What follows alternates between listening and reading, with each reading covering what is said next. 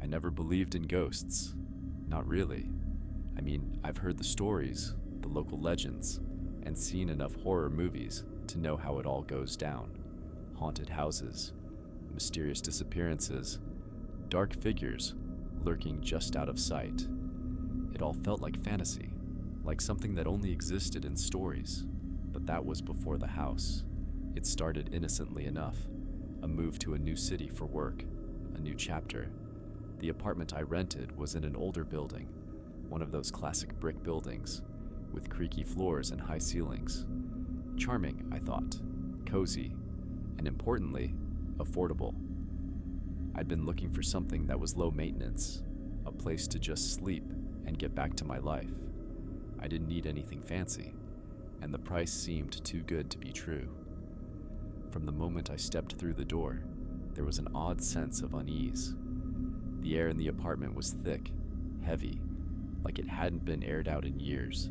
There was a strange scent that lingered, like stale wood mixed with something earthy. But the place had potential, so I shrugged it off. The living room had a large bay window that looked out onto a quiet street.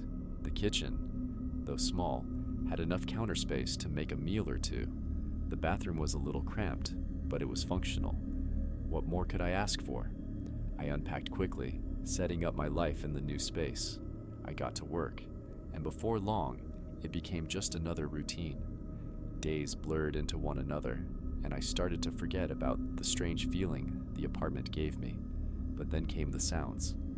At first, it was subtle, a faint creaking in the walls. I convinced myself it was just the house settling. After all, old buildings have their quirks. But as time went on, the sounds grew louder. At night, it was impossible to ignore. The creaks would shift into faint whispers, as if someone was trying to speak just beyond my hearing. It wasn't words, just a low, unintelligible murmur, as if the apartment itself was trying to communicate. I told myself I was imagining things. Maybe the pipes were causing the noises, or perhaps the wind was playing tricks with the building's structure. Still, the whispers persisted, and that's when I began to feel something else. The temperature in the room would drop unexpectedly, leaving me with goosebumps. Sometimes the air would feel wrong, like something was watching me. I didn't say anything to anyone. I didn't want to seem crazy. But when the whispers began to grow louder, my tolerance wore thin. I decided to investigate. I spent hours one evening walking through every room, turning off lights, listening carefully, trying to pinpoint the source of the sound.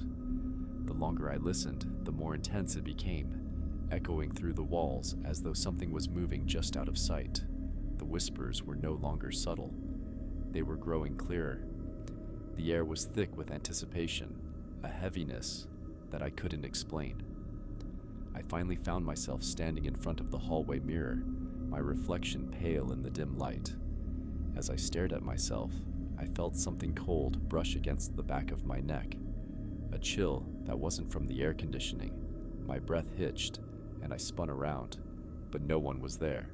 That's when I saw it, the faintest shadow flitting across the corner of my eye. I turned to look more closely, but the room was empty. My heart started to race. The whispers in the walls seemed to grow louder, frantic, as if urging me to follow them. I had to know. I grabbed a flashlight and began to search the walls, tapping them, trying to listen for hollow spots. I moved from room to room, growing more desperate with every passing second. Finally, I found it. In the back corner of the closet, behind a layer of peeling paint, there was an odd indentation in the wall, a small crack, barely visible, but enough to make my stomach drop.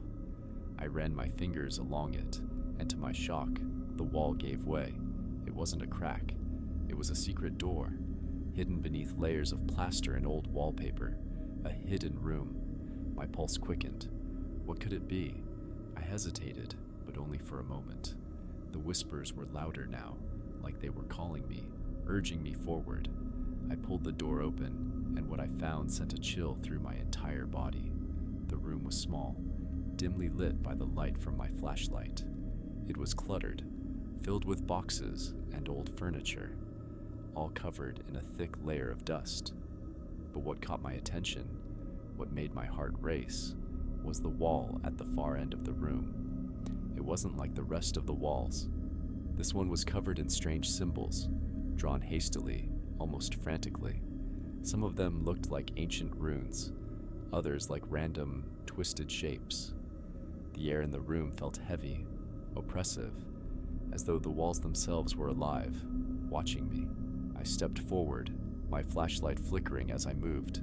As I got closer to the wall, I felt an unnatural coldness radiating from it, as if it had absorbed something dark and powerful.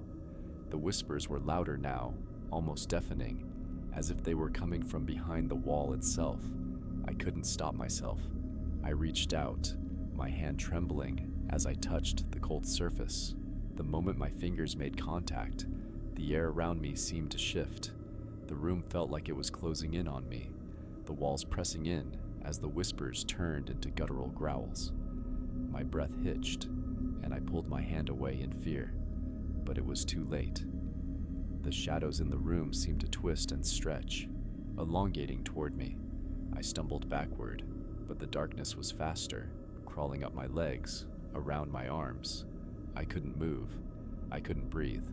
My chest tightened, as if something was suffocating me from within. Then, the whispers stopped. A single voice, low and raspy, whispered directly into my ear. "You shouldn't have opened it." I tried to scream, but no sound escaped my lips. And then, the world went dark. When I woke up, I was back in my apartment, but it wasn't the same. The air was still heavy, but it felt different, warmer, thicker, and the whispers, they were gone. For a moment I thought it was over. I thought it was just a bad dream. But when I looked in the mirror, I saw something I couldn't explain.